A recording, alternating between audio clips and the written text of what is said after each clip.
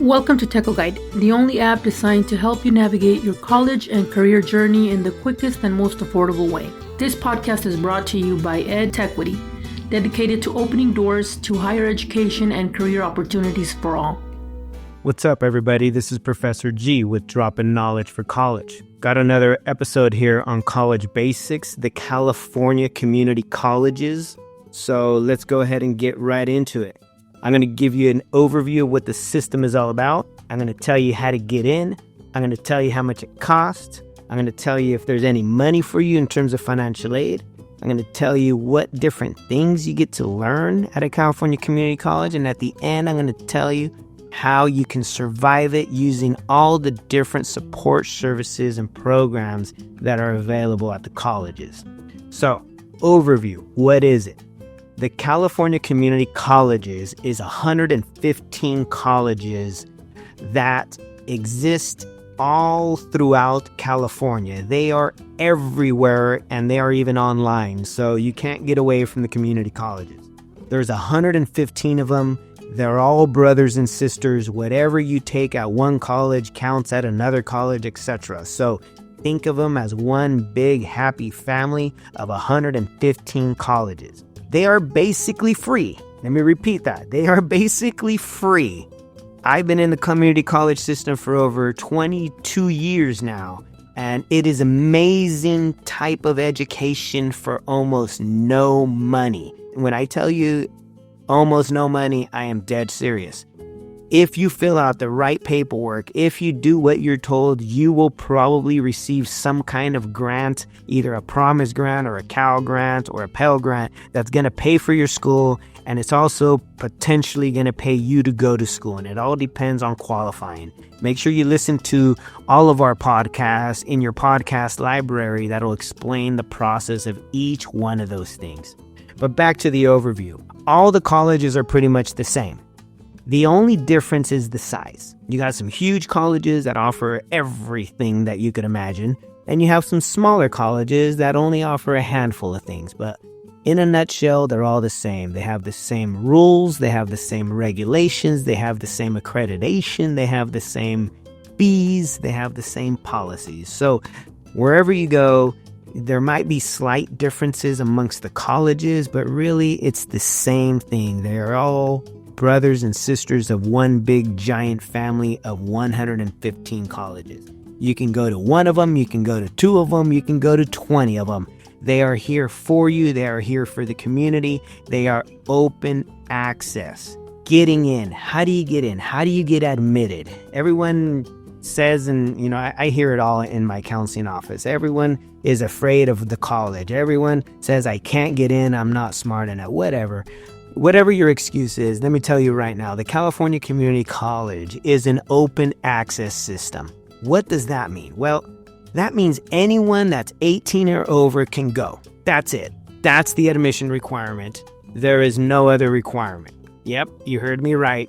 Be 18 years of older. Yes, I know it's hard to understand that. It goes against everything anyone has probably ever told you about college. The California Community College system is open access. You are over 18 years of age, you are welcome to take courses. My mom, my grandma can take them. My grandpa can, my uncles, my aunts, my children not yet, but when they're over 18, then yes, they can. Some colleges also allow minors to be there through advanced education agreements. Basically, some colleges are allowing high school students that meet a certain age requirement and a GPA requirement to then be able to take college classes. So to be honest with you, there might be some students that are under the age of 18, but for the most part, as long as you're over the age of 18, you can start taking classes at a California community college.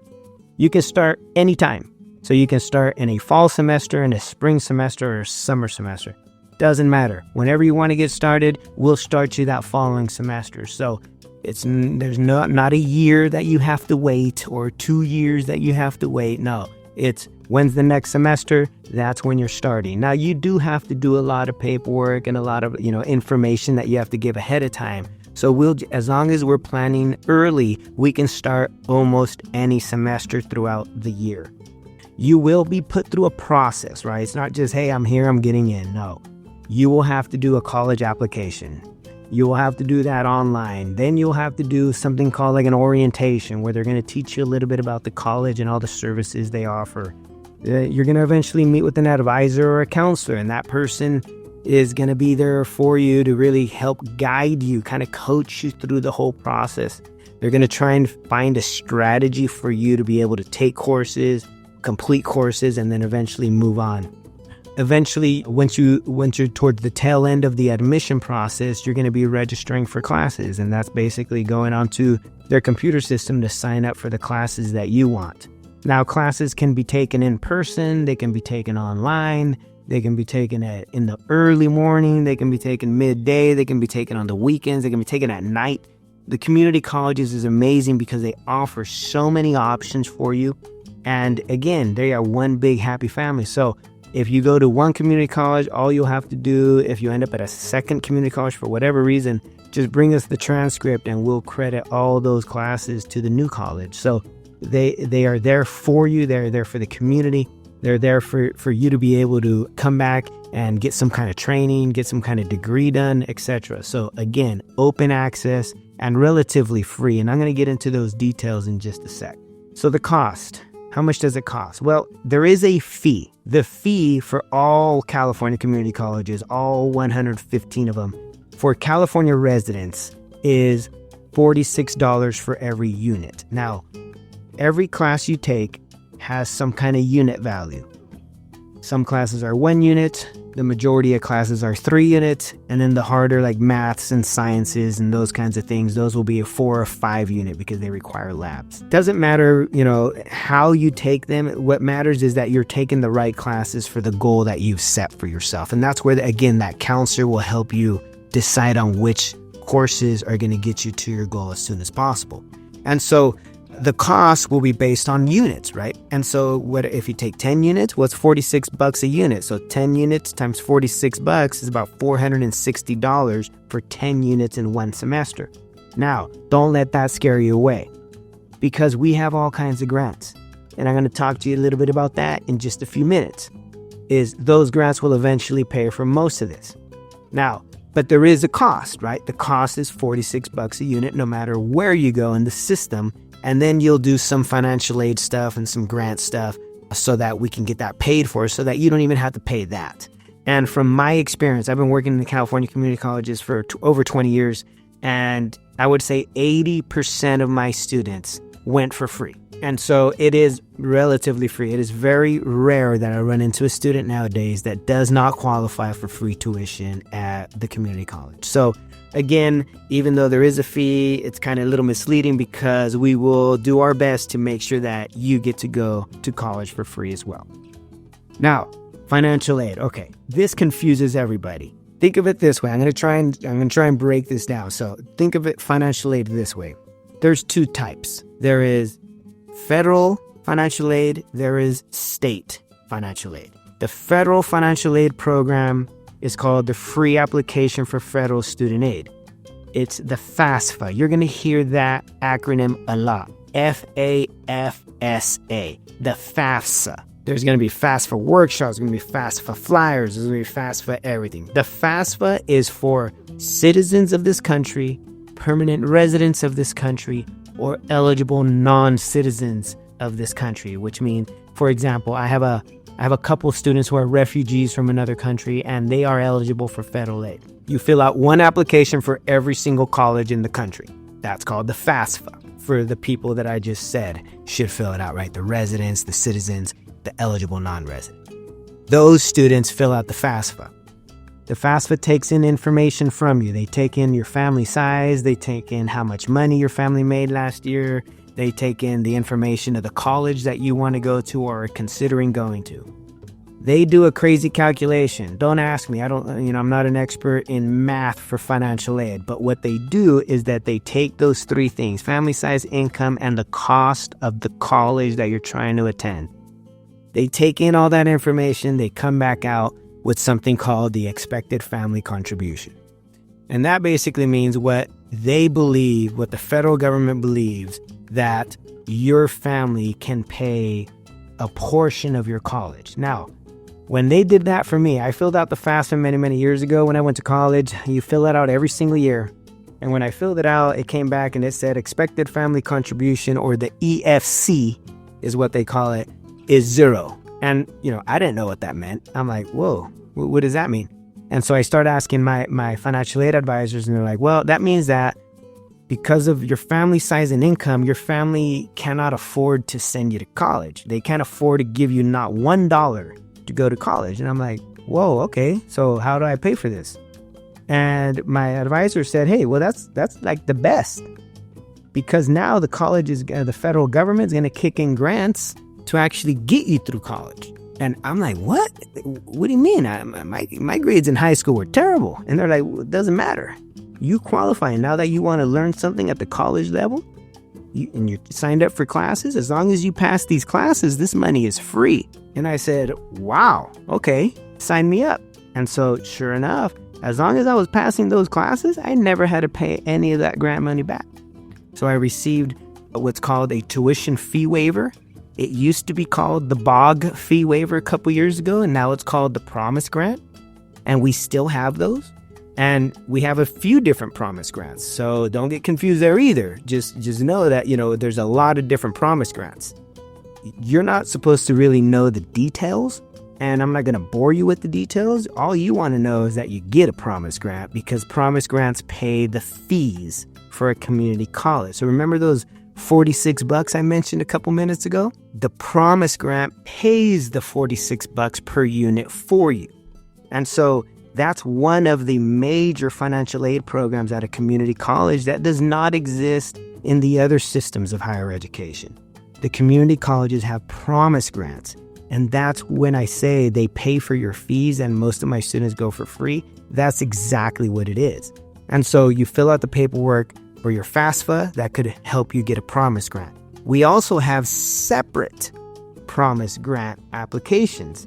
So whichever way you do it, whether it's through the FAFSA or through the separate Promise Grant application, doesn't matter. Just make sure you fill out either the FAFSA or the Promise Grant application so we can try and qualify you for free tuition. The other part of financial aid is the state financial aid. That's the state of California. So California gives away money to its students on its own, separate than the federal government. And California aid is available to those same students through the FAFSA, the same citizens, non-eligible non-residents, and permanent residents. But California aid is also available for undocumented DACA recipients, the Deferred Action for Childhood Arrival recipients, and what we call AB 540 recipients and Dreamer students. So Dreamers, undocumented students, DACA students, you guys need to fill out the California DREAM Act. And you fill that application out, and that application will also do the same thing. It'll take in information of your family size. It'll take in information of your income.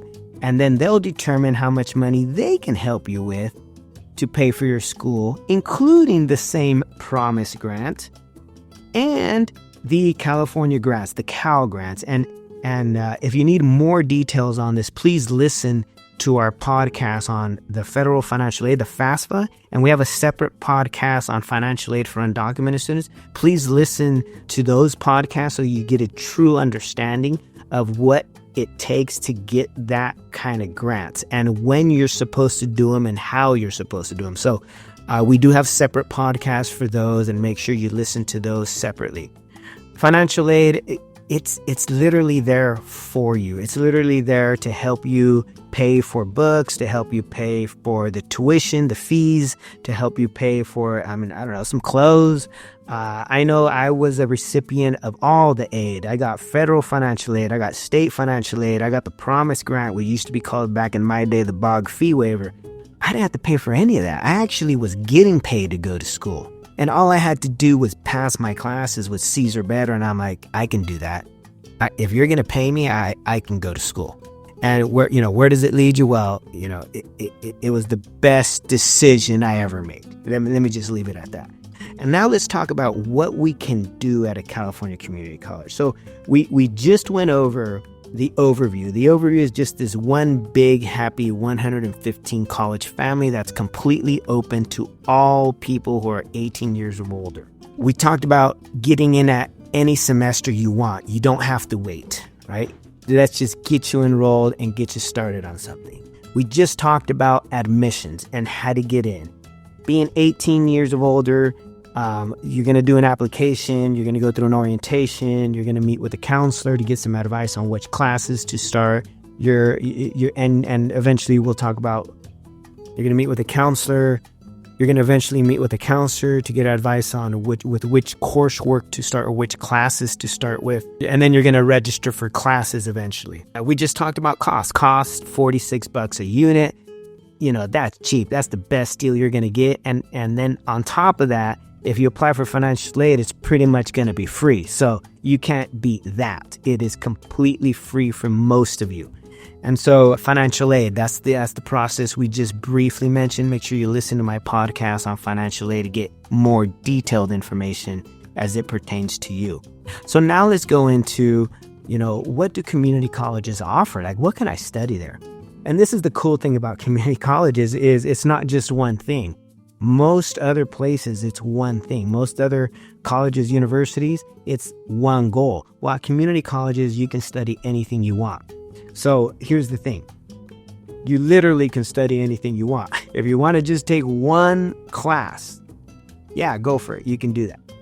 If you want to, obviously we want you to kind of stay longer, maybe finish more classes, maybe, get a certification, associates or something. But literally you can just come in and use the gym if you want. Literally. Or you can just come in and learn how to use or better your skills using, spreadsheets, electronic spreadsheets. You can literally do one class or two classes or three classes and then be done. Not getting a degree because it's not enough classes, but whatever you wish, right? So we're an open access institution. So that's the first thing. Second thing is someone who does want to kind of get something, right? Get a piece, I always hear from students, I need that piece of paper on the wall because I'm not moving up in my job. Perfect. That's what we're there for. We can get you career certificates. That's kind of the short-term education that community colleges offer. That is between 12 and 48 units, 1 to 4 semesters long.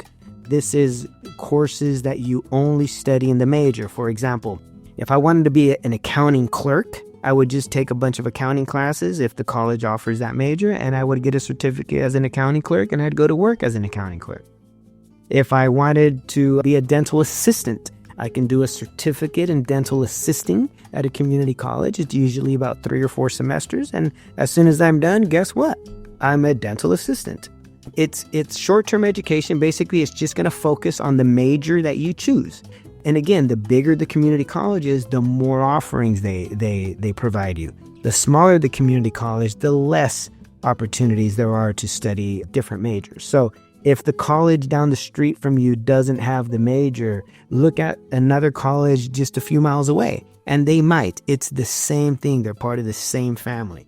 Other career certificates that are popular are like cosmetology, family child care under our early childhood education program, architectural drafting, heating, ventilation, and air conditioning, welding, automotive transmission specialists, just a number of different types of certification ranging from healthcare interpreting to electronics technology. So whatever it is that you want to study and learn, you can learn it at a California community college by picking up some of our career certifications. Now, think of it this way.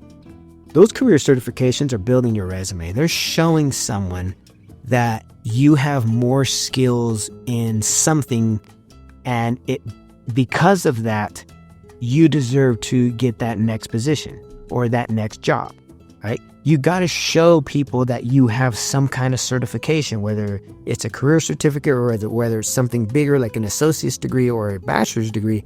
You got to show people that you have more than a high school diploma.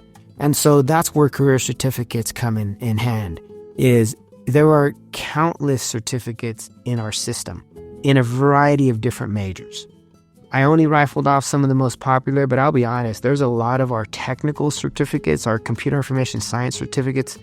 We have some in programming, we have network design, network administration, network security. We have web page design, webmaster certifications.